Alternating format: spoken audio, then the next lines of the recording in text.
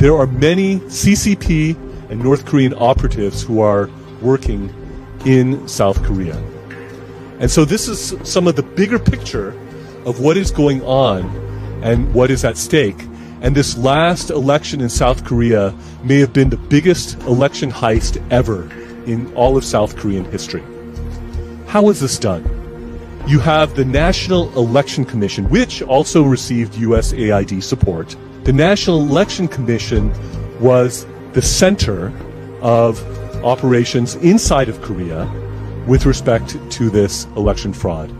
The early voting was a major vehicle by which this happened. Unlike the main election day, you did not even have to vote in your own district. So you had reports of people who would vote 2, 4, 6 times with fake IDs, plane loads of people coming to vote, non-Korean citizens bragging on their social media about voting in it, where you have loose ballots that were found in places like restaurants, where you have boxes of ballots that were pre-marked for Lee Jae-myung appearing, according to CCTV footage, for example, where you have an unwillingness, and this is required according to Korean law, an unwillingness to authenticate ballots using a dojang, which is a personal signature stamp.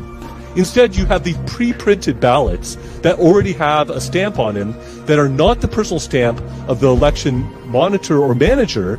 They are a generic stamp that is pre-printed that does nothing to verify or authenticate the ballots that were there. How is it that you have more votes than registered voters? Sometimes to the tune of 100-something percent, 200-something percent in certain voting districts. This is literally mathematically impossible without cheating.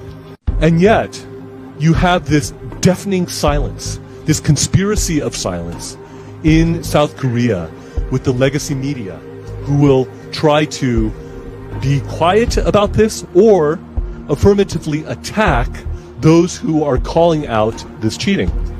And so they are trying to engage in an intimidation campaign, which is violative of a healthy democracy. There should be freedom of speech, freedom of the press, and freedom to associate, and all these things are necessary in a vibrant democracy. And yet this is being violated as the newly elected, illegitimately elected, fraudulently elected head of state, putatively, Lee Jae-myung, is already going after leaders who are exposing this fraud. For example, Hwang Kyo-han, former prime minister, who has been doing great work along these lines. When we met with Prime Minister Hwang, shortly thereafter, there was an illegal search and seizure of his office and a raft of lawsuits that are performing lawfare against him. This is not acceptable. And you also have judicial collusion. You have all these judges who are on the payroll of the National Election Commission, some of whom are supposedly part of the National Election Commission, and then you have these cases brought before these judges, and they are ignoring it. The National Election Commission likes to say, oh, there are 100-some cases, and we won them all, and therefore what we're doing is fine.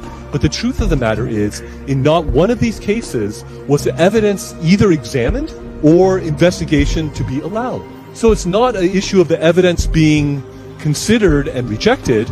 It was an issue of the evidence and investigation not being admitted at all. And so this was not a situation where judges were carefully considering things on the merits. These were judges who were not even getting to the merits of the case.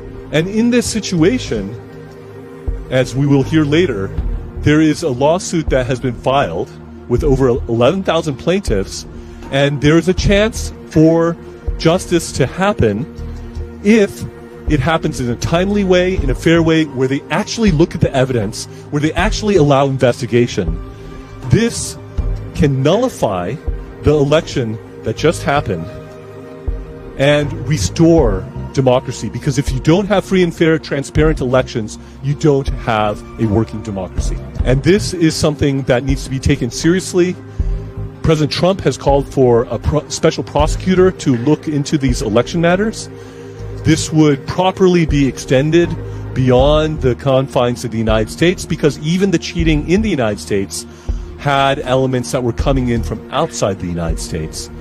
And we must remember that there's a bigger picture here that needs to be addressed, and we would call on our government and the people of the United States to please look into this, to look at the evidence, look at the report that we put together, and see what is actually happening, because this is too important to sleep through. Thank you.